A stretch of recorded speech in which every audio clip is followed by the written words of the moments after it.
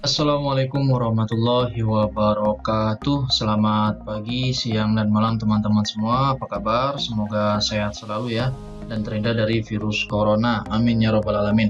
Oke, pada sesi video kali ini saya akan menyimpulkan, memberitahukan kepada teman-teman semua bahwasanya ada PMK terbaru yaitu 110 tahun 2020 sebagai pengganti PMK 86 tahun 2020. Garis besarnya saya akan membicarakan masalah insentif DTP ya yang ditanggung pemerintah. Jadi ada perubahan perlakuan angsuran PPh 25 30% itu menjadi 50% per Juli 2020. Nah, bagaimana perlakuannya bagi teman-teman yang sudah terlanjur pakai 30%? Mari kita simak video ini. Ya, sebelum kita mulai silakan like video ini and subscribe. Gratis. Atas like dan subscribe-nya saya ucapkan terima kasih. Tidak buang-buang waktu, singkat saja, hanya beberapa menit saya akan mengulas PMK 110 tahun 2020. Bagi teman-teman yang mungkin penasaran pengen baca sendiri PMK-nya, silahkan di-download PMK 110 tahun 2020 yaitu pengganti PMK 86 tahun 2020. Oke, perlakuan angsuran PPh 25 30% itu menjadi 50%. Kita simak bagaimana perlakuannya. Oke, jadi terkait PMK 110 perubahan dari PMK 86 tahun 2020 itu terdapat beberapa perubahan insentif dari sebelumnya. Jadi ada yang sebelumnya mungkin ada yang dapat, ada yang tidak dapat, akhirnya menjadi dapat. Kalau sebaliknya nggak mungkin ya. Kalau udah dapat itu biasanya dapat, nggak mungkin nggak dapat. Ini berlaku mulai 14 Agustus 2020. Oke, apa saja yang berubah? Mari kita simak. Jadi poin perubahan yang pertama, ada tambahan insentif untuk PPh final jasa konstruksi. Nah, bagi teman-teman yang KLU-nya terdaftar atau teman-teman yang bidang jasanya konstruksi, silakan cek kembali di KLU-nya itu ada 1013 KLU. Mungkin ada KLU tempat teman bekerja di jasa konstruksi, ada termasuk KLU-nya yang silakan. Berarti PPh-nya ditanggung pemerintah. Mungkin sebelumnya jasa konstruksi tidak masuk, mungkin di PMK 110 itu masuk. Nah, berarti udah bisa menggunakan PPh DTP ya, PPh final DTP jasa konstruksi. Itu perubahan yang pertama.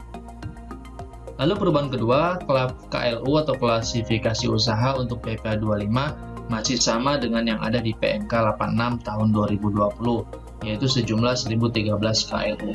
Berarti tidak ada perubahan ya, untuk jumlah KLU itu tidak ada perubahan.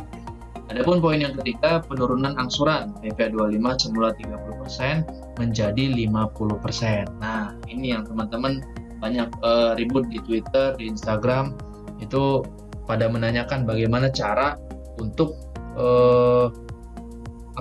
untuk yang sudah terlanjur, karena rata-rata itu semuanya pakai 30% karena terbitnya PMK 110 itu ya tanggung ya, sudah selesai Juli, lewat tanggal 10 Agustus itu sudah lewat, berarti teman-teman udah pada bayar menggunakan angsuran 30%, PMK 110 baru terbit dan itu berlaku mulai Juli.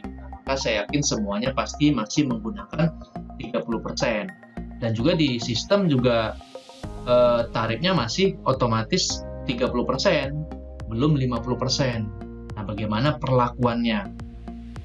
Itu perlakuannya ada di sini. Di poin ke-6 saya buat, yaitu wajib pajak yang sudah terlanjur melakukan bayar PPh 25 untuk Juli dengan penurunan 30% dapat mengajukan pemindah bukuan dengan ketentuan PMK 242 2014. Jadi poinnya adalah teman-teman yang terlanjur membayar angsuran dengan potongan 30% itu bisa melakukan PBK atas selisihnya ya, selisih 20%-nya. Silakan di PBK-in di bulan masa selanjutnya. Atau mungkin tidak terkejar, silakan masa September. Bagaimana ketentuannya? Teman-teman bisa cek di PMK 242 tahun 2014. Nah, lebih sama lah seperti proses PBK. Pemindah bukuan itu biasa berlaku proses selama 2 minggu biasanya. Ya, biasa proses 2 minggu. Oke, itu poin-poin yang paling garis besarnya. Lalu penurunan 50% ini berlaku mulai Juli 2020 sampai dengan Desember.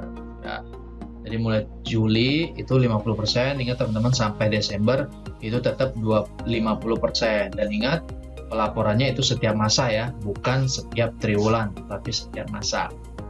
Lalu poin kelima itu wajib pajak yang sudah mengajukan pengurangan berdasarkan PMK 23, 44, dan 86 itu nggak perlu lagi menyampaikan kembali pemberitahuan relaksasi berdasarkan PMK 110.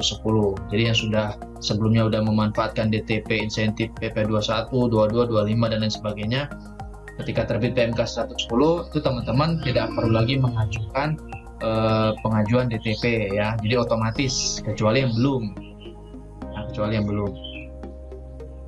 Oke, itu cukup sekian yang saya sampaikan. Di poinnya adalah teman-teman silakan lakukan PBK untuk mengembalikan kelebihan 20% yang seharusnya 50%, harusnya 30% itu menjadi 50%, dan teman-teman pasti melakukan pembayaran dengan diskon 30%. Silakan lakukan PBK ya sesuai ketentuan PMK 242 tahun 2004. Oke, sekian yang dapat saya sampaikan, semoga bermanfaat yang saya sampaikan. Adapun untuk proses PBK, silakan teman-teman lihat caranya di playlist saya, itu ada di playlist perpajakan, itu ada menu PBK. Silakan teman-teman lihat tutorialnya, cara PBK-nya berserta form PBK-nya, itu ada di playlist, ada di deskripsi. Oke teman-teman, semoga bermanfaat. Ada kata yang salah saya mohon maaf. Akhir kata, assalamualaikum warahmatullahi wabarakatuh.